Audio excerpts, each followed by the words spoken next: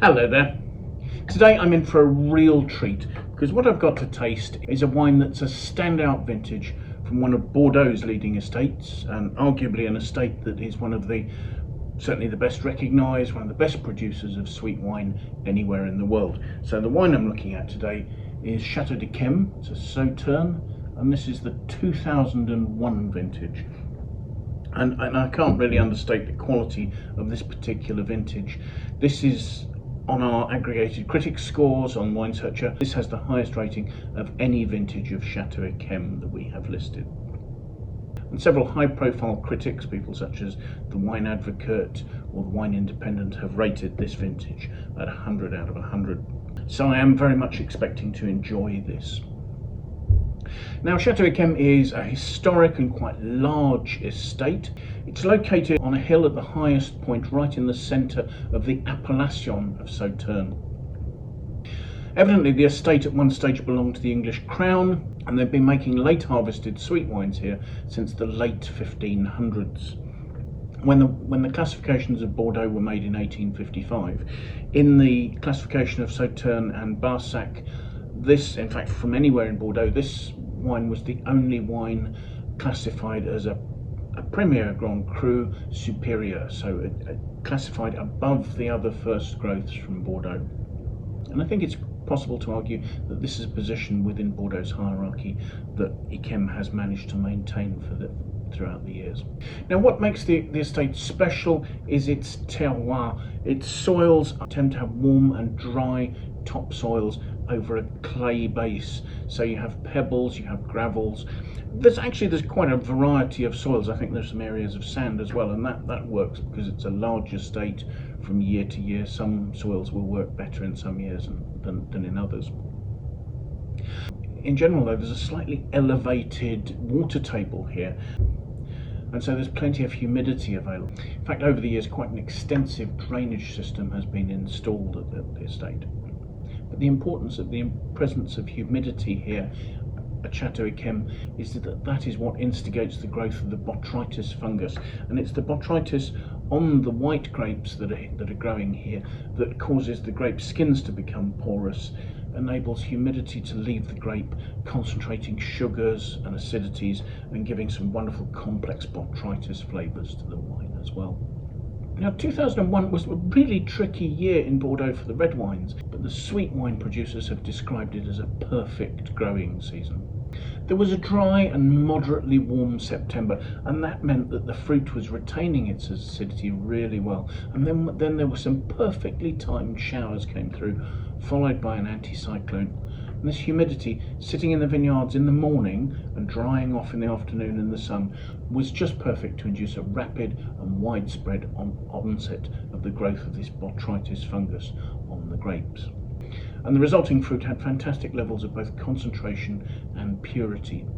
And what is so important here is it's this early onset of botrytis while the grapes have still got good acidity, and that enables the wines to be made sweet and yet remain balanced. In these circumstances, it's essential to pick the fruit exactly at the stage where the botrytis has concentrated the fruit before the rot becomes damaging. Picking through the vineyards was done in 5 separate passes, and these went on between the 18th of September and the 23rd of October. At the winery, the fruit will have been pressed in a basket press 4 or 5 times, increasing the pressure each time. And with Sauternes, you have almost the opposite of pressing for dry table wines, in that actually it's the later pressings that are the most valuable because they have the greatest concentration of things like sugars, solids, glucanes. The juice fermented entirely in brand new 225 litre French oak barriques and spent 6 to 8 months in those barrels prior to the initial blending selections being made. One of the facts over the years that has been key to the success of Yquem as an estate is the fact that anything that fails to make the cut for their blend has traditionally been sold off in bulk. So they've been famous for not making a second wine. In 2001, however, the conditions were so good that they made 10,000 cases of wine, which is up on their normal average of about 8,000. So I very much doubt that there were many lots of wine were rejected. As far as the blend is concerned, I can't actually find details of what the exact blend of the 2001 vintage is. The plantings in the vineyard are something like sort of 75% Semillon to 25% Sauvignon Blanc. And given that Sauvignon Blanc predominates in the dry wine Yquem that they make here, it's probable that there's slightly more than 75% of Semillon, with the balance being Sauvignon Blanc in this particular vintage. The wine is then moved into the aging cellars, where it continues to age in new French oak barrels for about another 24 months, giving it somewhere in the region of 30 months in barrel in total. So this is some of the longest barrel aging that you'll see anywhere in Bordeaux for a wine. I should also mention that 2001 was one of the last vintages at Yquem that was made under the direction of the Marquis Alexandre de Lursalus, whose family had owned the estate from 1785 until it was purchased by Louis Vuitton Moet Hennessy in 1999. Before it was purchased from his family by Louis Vuitton Moet Hennessy in 1999, a sale that went on against the Marquis's wishes. Alexandre had run this estate for over 30 years and actually retired as director in 2004. So this was one of his last vintages there. So let's have a look at the wine and see what we make of it, shall we? Looking first of all at the colour, this is starting to become a pale to medium gold, I'd guess. I mean, the colour of Yquem will, as it goes through various stages, it'll turn almost to a sort of a nut brown as it ages with sort of decades in bottle. Swirling it, the wine seems a little reticent to throw tears. I mean, its alcohol at 13.5% will probably play a lesser part in that than the 150 grams per litre of sugar that the wine has. And yes, those tears are forming slowly, and they're quite heavy tears flowing down the glass now that they've got into motion. Swirling it, let's see what we make of the aroma, shall we?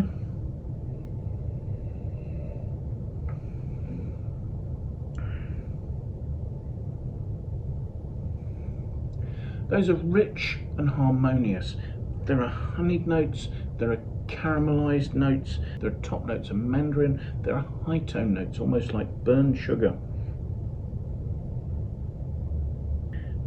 There's a marzipan hint, there's an underlying vanilla. There's very clearly a very intense influence of oak here, but it's not standing out awkwardly in any way. It's almost as if it's perfectly married to really rich, ripe, apricot-y fruit. So you've got the vanilla, the cedar notes. There are other notes as well. There are the tiniest spicy top notes of ginger. There's a lot going on in there. It's relatively intense, but it's not huge. It has some well-balanced and beautifully integrated aromas. So let's taste.